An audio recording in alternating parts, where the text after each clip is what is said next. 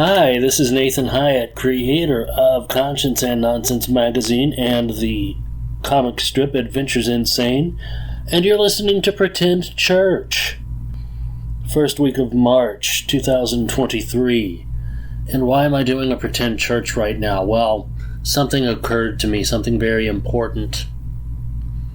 And this hit me like a bolt of lightning earlier today. I was listening to the Zen Studies podcast with Domio Burke, and she's excellent. I highly recommend her. She's on Spotify. And she was talking about goals and goal setting and discipline. And she was talking about bonsai trees, and there was a story she had about different approaches to raising a bonsai tree, and one where a person would just not even try to do a bonsai tree, and they would have a total lack of discipline, and the bonsai tree would be planted outside, and the weather would take care of it, and it may grow into a beautiful tree, but it wouldn't be a bonsai. And then you would have another person who tried too hard and worked too hard on the bonsai and tried to force it to be a beautiful bonsai tree, and they would also kill the bonsai tree. So they would have a different result, but they would still fail to have the discipline that it takes to pay attention and notice what the bonsai needs, water it the right way, give it the right amount of sunlight, care for it, prune it with discipline day after day after day. So I thought about my goals in life and how I've struggled so much, especially with the goal of wanting to tutor. And I got so frustrated over the years because I felt like students only came few and far between, and I couldn't get anywhere with one of them. Every third or fourth student really wanted to learn, and it was just too hard, and I kept giving up and wanting to do other things and coming back to it. I kept coming back to it. And Domio Burke was talking about goals and how that some of them aren't right for you. And I was wondering and having doubts about that while she was talking. I've had so many doubts over the years about tutoring and whether or not that's right for me. And I don't even like to call it tutoring. I want to call it language coaching, language mentoring. But something really hit me like a bolt of lightning, and it even actually made me a bit angry. I realized that we live in a society in the United States that is so privileged that we take education for granted. And I was doing that. I was taking education for granted. And I was not understanding what an important gift education really is and how they don't have that everywhere.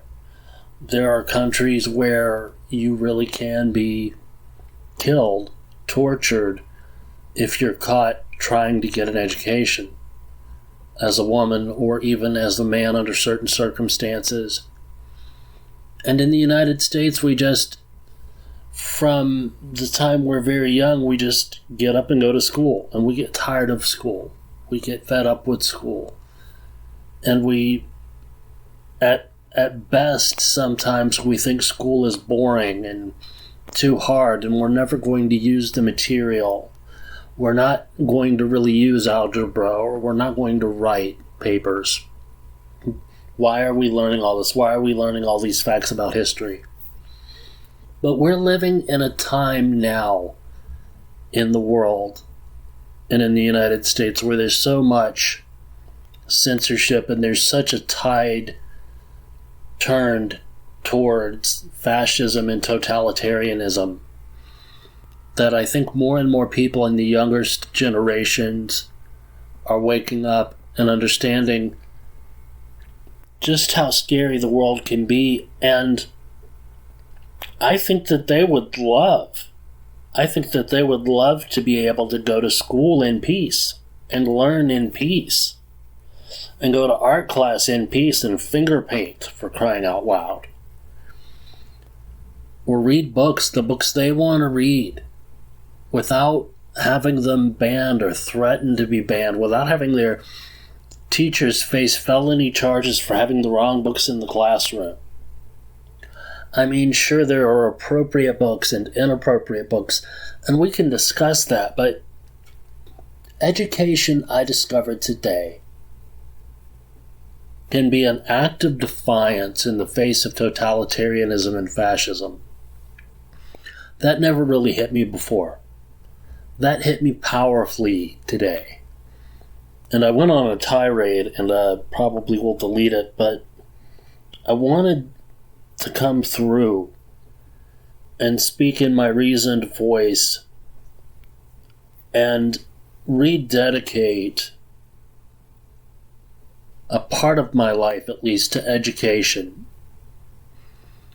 and the desire to help people learn English, help people learn Spanish, help people achieve their goals, not just because achieving somebody's goals sounds like good buzzworthy copy that you might write for an advertisement for an online tutoring outfit or website.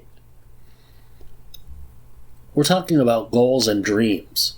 We're talking about the dream of living in a free country, worshiping as one wants to, reading the books one wants to, raising one's family the way someone wants to raise a family, living the lifestyle one wants to live, regardless of race, ethnicity, gender, sexual orientation, religion, what have you. Those things are so important. There are so many people who would love to have the opportunity to sit down and take the time to learn a language. And they would consider it a privilege, and they would have so much joy that they finally got to do it. I don't want to give up on those people. I do not want to turn my back on those people just because sometimes it feels like, oh, there's a better job for me, or maybe I could get a job doing data entry or something. You know, Domio Burke was talking about the goal may be wrong for you. Are you motivated to do it? Are you motivated to do it through thick and thin? I've had a lot of trouble with motivation, but I'm going to do more. I'm going to do more to put it out there to help people become bilingual with English and Spanish. And why is this a pretend church podcast? Well, this is spiritual for me. And I hope that you can see how that we take so many things for granted. So many of us do take things for granted, and we don't understand that blessings were given to us so that we could use them. We plant and we hope that we are blessed with rain so that we can be blessed with a crop so that there can be a harvest, and then we have to do the work. We have to gather. We have to do the work to take advantage of the blessings we are given. But we live in a day and age where we want to just touch a button and order something online and use the smartphone and have somebody else do everything for us. Have a computer do things for us. Use artificial intelligence to think for us. Do something for me. All of that came out of people's hard work. And that hard work was made possible by education. No matter who does a job that needs to be done, someone has to be a mentor saying something simple like, hit this rock with a sledgehammer this way. It's that basic. So for me, it was a spiritual realization that I really do want to be dedicated to helping people learn, so that they can have their dreams come true, live in a free country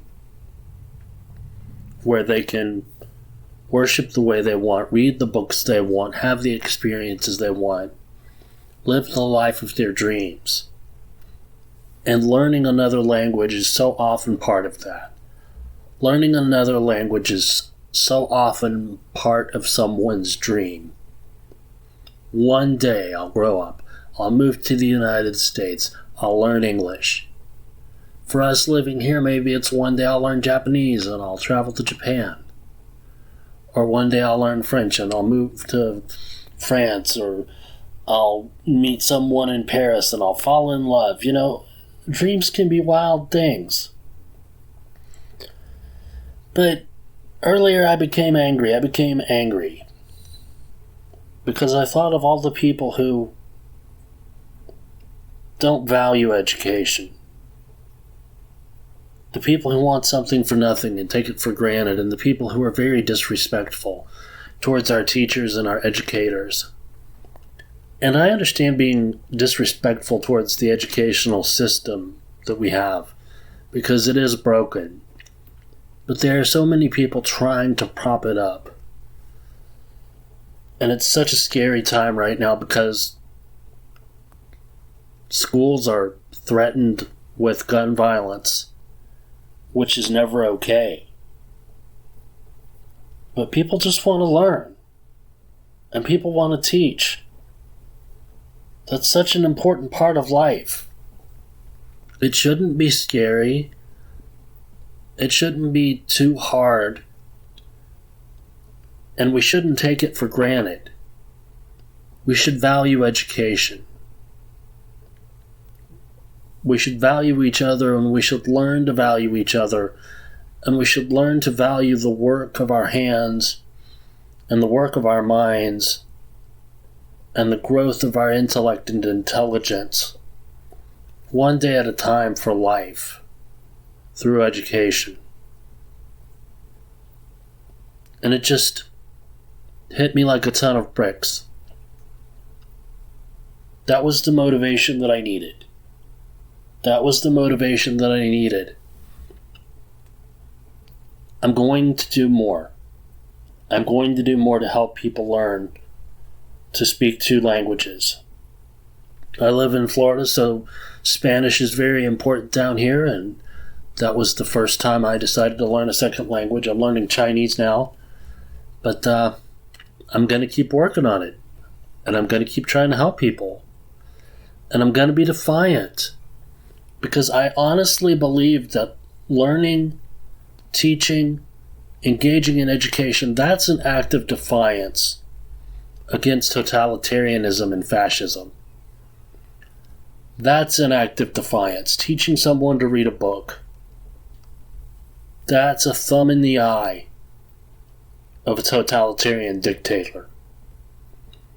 People in free countries can get an education, and they value education. And people in countries that aren't free have the dream of escaping to a life where they can learn in safety and comfort, so they can have the life they dreamed about. And I want to be part of making that happen. So this is Pretend Church. I felt spiritual. I hope you got something out of it. Be good to each other out there. Thank you for tuning in.